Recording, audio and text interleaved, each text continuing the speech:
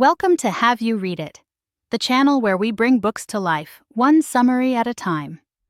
Today we're diving into Ron Chernow's Titan, The Life of John D. Rockefeller Sr., a monumental biography that explores the life and times of one of history's most influential and controversial figures.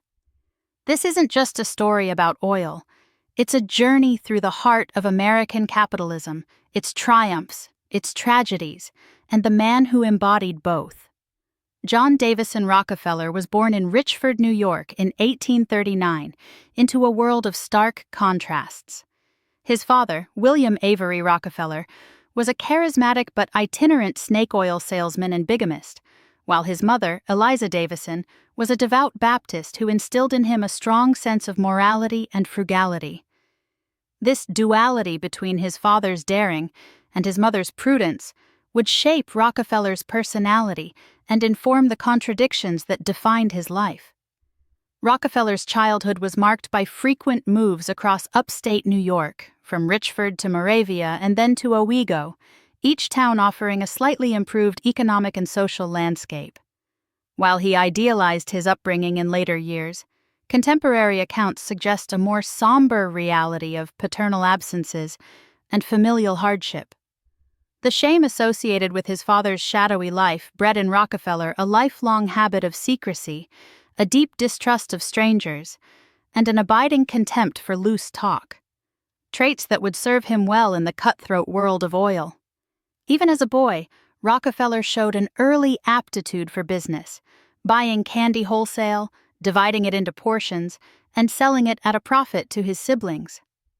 Rockefeller's formal education ended when he was 16, opting for a 3-month course at a commercial college instead of attending university. This decision seems to be tied to his father's second marriage and was meant to prepare him to support his family. This practical training in bookkeeping and business methods would prove to be far more valuable than a college degree. In 1855, at age 16, he secured his first job as an assistant bookkeeper at Hewitt & Tuttle, a Cleveland commission house. Rockefeller would later idealize this experience, portraying his ascent as a heroic struggle. Even then, he exhibited a preternatural talent for accounting, a meticulous attention to detail, and a relentless pursuit of efficiency. The Civil War proved a boon to Rockefeller's business career, fostering inflation in commodity prices and generating enormous demand for goods and services. In 1858, he and Maurice B. Clark formed a partnership as commission merchants and produce shippers. Though initially motivated more by a desire to support his family, Rockefeller confessed to boyhood dreams of acquiring great wealth. As he recalled saying to a friend, "I am bound to be rich, bound to be rich, bound to be rich." He exhibited a driving ambition, unusual for someone so young and so lacking in outward confidence. Rockefeller's entry into the oil industry was, at first, a cautious one. He joined with Samuel Andrews, a self-taught chemist, and the Clark brothers in 1863 to launch Andrews, Clark & Co., a Cleveland refinery. He chose a site on Kingsbury Run, outside the city limits, with ready access to railroads, waterways, and the Pennsylvania oil fields. This strategic placement would give him crucial leverage in negotiations with railroads, a recurring theme throughout his career. Rockefeller soon became enthralled by the opportunities presented by oil refining and began a relentless campaign to dominate the business. He and Henry M. Flagler, who joined the firm in 1867, displayed a keen grasp of business, a meticulous approach to detail, and a tireless work ethic. In 1870, they incorporated as the Standard Oil Company and launched a nationwide campaign to absorb competing refineries, starting in Cleveland. The so-called Cleveland Massacre of 1872 saw Rockefeller acquire 22 of his 26 rivals, a ruthless consolidation that made him the world's largest refiner. Though Rockefeller later denied any coercion, the takeover occurred at a time of unprecedented turmoil and widespread rumors about Rockefeller's secret pact with the railroads in the infamous South Improvement Company scheme.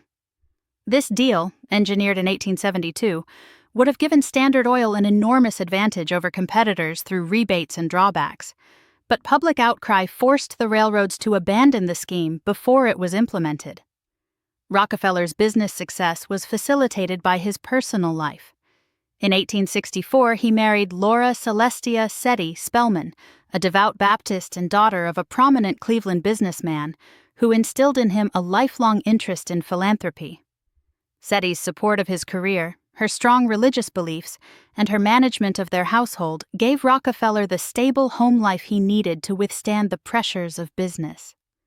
Throughout his career, Rockefeller would stress the importance of efficiency, cost-cutting, and economies of scale in creating a large, enduring business. He personally supervised every detail of Standard Oil's operations, from barrel making and plumbing to refining and marketing. His meticulous accounting practices and relentless drive for improvement set the tone for the organization and distinguished him from other, more flamboyant tycoons. His religious faith further shaped his business outlook. Rockefeller believed that God had given him his money and considered Standard Oil a sacred mission to bring the poor man's light to the world. Rockefeller's relationship with the railroads was the most controversial chapter in his career and became the focus of public outrage and legislative investigations. While he always maintained that rebates were a standard business practice and not unique to Standard Oil, his company secured rebates on a far grander scale and with greater consistency than any competitor. This enabled Standard Oil to undercut rivals, acquire their businesses, and eventually establish a near monopoly in refining, transportation, and marketing. Though the railroads were the backbone of Standard Oil's initial success, the trust later acquired a dominant position in the pipeline business. By the early 1880s, it controlled nearly all the pipelines in western Pennsylvania, giving it a stranglehold over independent oil producers who had to rely on Standard Oil to transport their crude. As Rockefeller's wealth grew, he faced a new challenge, managing his fortune and responding to a deluge of appeals for money. He increasingly delegated authority to trusted associates, including Frederick T. Gates, a former Baptist minister who became his chief philanthropic advisor. Gates's intelligence, energy, and moral fervor would shape Rockefeller's giving and transform him from a business titan into a philanthropic giant. Rockefeller's early charitable donations, even as a teenager, suggest a genuine impulse toward philanthropy and predate the controversies over his business methods. Rockefeller's initial large-scale philanthropy was the creation of the University of Chicago in 1890. Working with Dr. William Rainey Harper, a brilliant young biblical scholar, Rockefeller established the university as a center for Baptist education and research, though its charter emphasized a broader commitment without distinction of race, sex, or creed. This set a pattern for future Rockefeller giving, establishing institutions that could carry out the founder's intentions independently. In 1897, Rockefeller officially retired from Standard Oil at age 58, though he retained the title of honorary president and continued to advise the company on occasion. This transition was facilitated by his son, John D. Rockefeller, Jr., who gradually took on more responsibility for managing both the family fortune and the philanthropies. Jr.'s decision to leave Standard Oil in 1910, influenced by the company's dubious political activities, further distanced the family from the trust and solidified his dedication to philanthropy. In 1901, Rockefeller established the Rockefeller Institute for Medical Research, later renamed Rockefeller University, the first American institution devoted exclusively to biomedical research. Under the direction of Simon Flexner, a pioneering pathologist, the RIMR would revolutionize medical education and research, developing treatments for diseases such as cerebrospinal meningitis and solidifying the Rockefeller family's commitment to medical science. The General Education Board, established in 1902, expanded the Rockefeller involvement in education, promoting reforms in the South and fostering scientific medical education throughout the United States. While dedicated to improving education without distinction of race, sex, or creed, the GEB had a paternalistic attitude toward Southern blacks, accommodating segregation and stressing vocational training over academic pursuits. The Rockefeller fortune did not spare the family from personal tragedy. In 1901, Rockefeller's grandson John McCormick died of scarlet fever. and in 1906, his daughter Bessie Strong died after a long illness. Both deaths deepened his interest in medical research and philanthropy. In 1915, SETI Rockefeller died after years of ill health, leaving Rockefeller a widower. In 1902, Rockefeller acquired a major interest in Colorado Fuel and Iron, a mining and steel company. His remote absentee ownership style of management would have tragic consequences in 1914 when the Ludlow Massacre, the killing of strikers and their families by CFI guards and militia, outraged public opinion and embroiled Junior in the worst controversy of the family history. The incident forced Junior to rethink his father's and Gates's staunch opposition to unions, and to introduce some timid reforms in labor management relations at CFI. The Standard Oil empire had expanded rapidly in the 1880s and 1890s, aided by a combination of business acumen, railroad rebates, and ruthless tactics.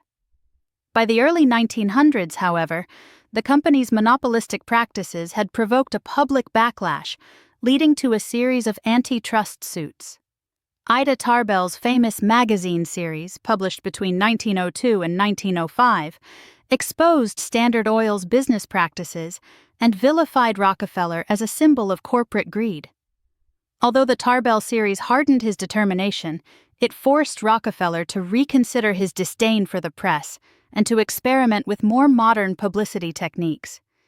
In 1906, under President Theodore Roosevelt, the Justice Department filed suit against Standard Oil for violating the Sherman Antitrust Act. After protracted litigation, the Supreme Court ordered the dissolution of the trust in 1911, creating 34 independent companies.